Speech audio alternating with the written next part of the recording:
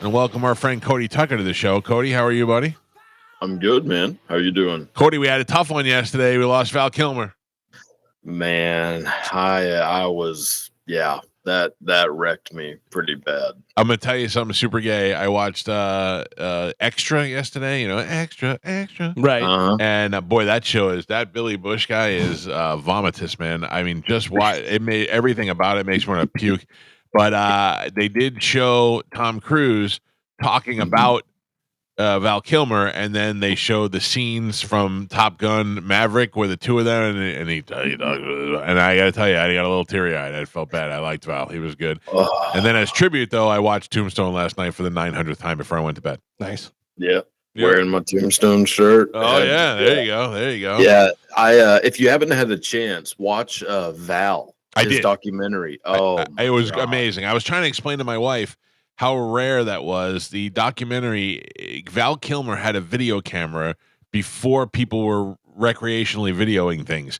Like we have it now with the cell phone, we all have video cameras in our hand. He had one back in the 80s. So he has all the behind-the-scene footage of Top Gun and all his other movies. What a great person to have that. Yes. You know what I mean? Yeah. He was documenting everything from when he was young, and you get these rare behind-the-scenes look, and the documentary itself was great. Very likable. I heard for a while that he was difficult to work with, but nobody seemed to, certainly not in his death, nobody seems to talk about that. They said that he was a wonderful guy. I think he was probably just a bit of a perfectionist, which you can't really fault someone for that. But I've heard a lot of stories about him being a pretty good guy. Like he passed up, he got the part of Soda Pop in Outsiders. Oh yeah, before Rob Lowe, and the reason he didn't take it is because he was doing like this real small theater, gig, and he found out if he took the job, then they would all lose their jobs. Oh wow! So he said no, which would have been like his, big break. Yeah, and he said no, I won't do it. What a handsome dude he was too. Oh yeah. There is nothing better than Tombstone itself is kind of cheesy, and it's a great movie. I love it. I watch it all the time. It's a little cheese, but Kurt Russell's great in it. But Val Kilmer is just, he transcends the entire movie. I mean, his character, his Doc Holliday, is so much more than that movie is, and I'm good just watching those parts. And do we know, was the Dennis Quaid one after? Or after. After? Yeah. Like, after it was 94. How do you do that as Dennis Quaid? Do you just go, well, I'm not doing it? Like, he already did it. Tombstone was about a post life for Wyatt Earp and his family. Even playing Doc Holliday after Val Kilmer. Yeah, it's hard to top that, yeah. Yeah, that's a tough one. That's one where you're just like, oh crap, I already signed the contract. Yeah. Well, it was Costner anyway, right? So Costner always good with the westerns and stuff. Anyway, the other thing, Cody, is we are exactly 1 week away from Calta Cruise 18. I know you're very excited about that. Congratulations. Our audience loves the fact that you're so anti-cruise. I don't know why, but they absolutely love it. He's anti-Florida. Anti-moving. Well, yeah, just anti-travel, leaving where I'm comfortable. I got you. I'm very turtle-like, They tend to stay in their shell, Yeah. That's why they go slow. They're always at their home, I am a man who owns a tortoise, so I understand. I often relate to my tortoise Ralphie as he just sits in the backyard in the one sunspot that comes in from behind the building, eats when he wants, poops wherever he wants, and I think that is the life. Story of my life. Yeah. Yeah. All right, we got Cody Tucker. You can find him on Instagram and on YouTube at the Cody Tucker Show. What do you got for us this week? So I don't know if any of y'all are big comic book fans. We like it. We like the movies. Okay. So you might not know about this then. So in 1988, DC Comics, major comic book company, created a short-lived comic book series called The New Guardians. This group of superheroes were meant to showcase the lesser represented groups in our society. One of those heroes was an Inuit man whose superpower was, and I'm not even joking, bringing out the best in people. That's a superpower. Craziest of all was a flamboyantly gay Peruvian magician named Extraño. His arch nemesis was a villain named the Hemogoblin, who was responsible for giving Extraño HIV. Oh, And their villain, their big, arch nemesis, was a fellow named Snowflame, who would give himself superhuman strength and speed when attacking the New Guardians. The way he gave himself these abilities was by snorting massive amounts of cocaine. His catchphrase. I would watch this movie. Oh, I know. Yeah. His catchphrase was literally "Cocaine is my god." Oh, Whoa. wow. How did that fly? Not well. Yeah. It lasted, I think, for about 4 or 5 issues, and they were like, "Oh, we can't do this." I have in my garage a bunch of boxes from when I've moved of books. For some reason, I can never throw away books. I feel like that's so I'm just saving them. But I was going through them, and one of the ones that I have is I have the DC Encyclopedia and the Marvel Encyclopedia. And like I remember when Guardians of the Galaxy came out, I didn't know who Drax was or any of those guys. So I had to run to the Marvel Encyclopedia and look him up. But I'm gonna go look up Cocaine Guy and see if I can find him in my DC. Snowflame. Hemoglobin. Hemoglobin is that's the funniest thing. And there was also a Japanese fella whose body was made out of electronics, which is hilarious. But, all right, what else you got? So I got one completely different type of thing. So in 2013, there was a 77-year-old man named Jim Walpole walking outside of his hotel in Toronto. While walking outside, he tripped, fell into the scaffolding, which sliced through his neck and caused massive bleeding. Oh.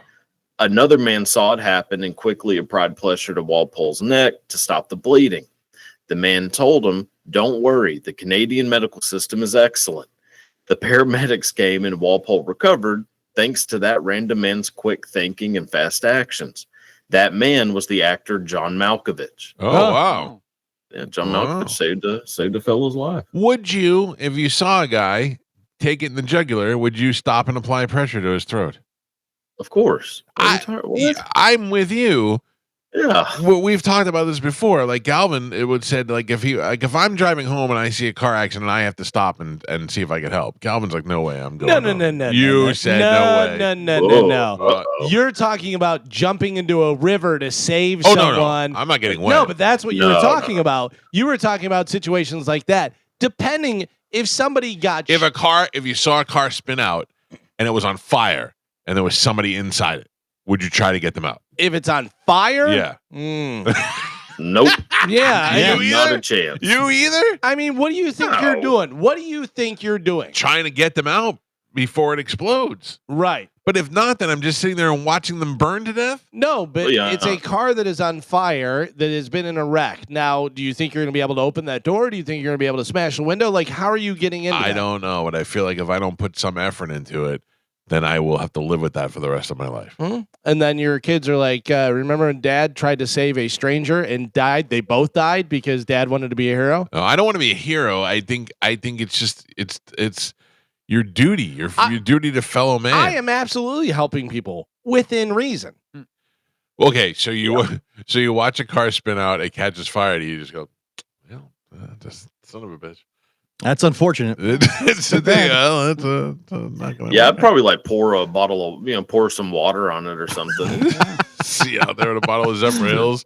Just to try. Yeah. I'm not risking my life like that. All right. You only get one. I don't know that I'd risk my life, but I'd feel like I'd go over there and at least try something. At least say, I tried. I'm calling 911. Oh, for sure. For sure. Definitely calling calling the fuzz. Trained professionals. What do you got coming up on the Cody Tucker show? I saw Asian porn star, I think, last week. Last week was that was last week, and then this week, a couple days ago, that was I had a Exhibit. Oh, that's what it was. Exhibit from the rapper. Exhibit. Yes. Yep. Well, now, how'd that go? Oh, it was great. Yeah. Very nice guy. Fun conversation. Yeah. It was a good time. How do you come across Exhibit? I don't. Sometimes I love when, like, if you said to me, pick somebody that Cody would never talk to, I'd say Exhibit. Yeah. He's followed me on Instagram, and I was like, well, Oh, might that's as well smart. just reach out and see if he would want to be on. And surprisingly enough, he said yes. Was he Pimp My Ride? Yes. Yep. Yeah. Yep. Yeah, that was a good show. I That's liked great. Pimp My Ride. I don't know yeah. whether you got into it or not, Cody, but I heard like those cars never ran properly. Like they, did all that stuff, but it was always like some sort of major problem with the cars.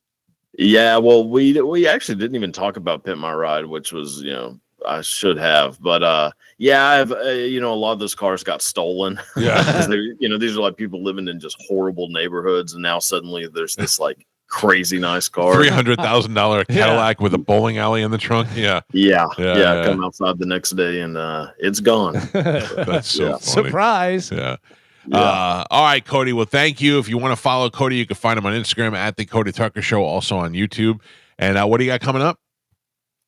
It's just I don't know. I think I'm going to do a couple solo episodes. Okay. I haven't done those in a long time. Just Cool. talk about what's going on in the world. People always ask me all the time, "Hey, I like that Cody Tucker guy. How'd you guys get him on the show?" And it's kind of like him with Exhibit. I was a fan of his on Instagram and loved that he did these little stories where he gave you a little bit of history. Some of it was entertainment, some of it was historical stuff, and I just found him very interesting. And you can do the same thing. Go follow him on Instagram, and you'll enjoy it, and you'll see a lot more than we get to do the two quick ones on this show here. But Cody, great to check in with you. We'll talk to you. Actually, we won't talk to you next week because we will be off because we're leaving for the cruise. But we'll catch up the week. I'll send you a postcard from the Bahamas, and then we'll be back the following week. And he never heard from us again. Yeah. Yeah. Best of luck. Best of luck to you. Thanks, brother. Take it easy, problem. Cody. You have a good one. See ya. Oh man.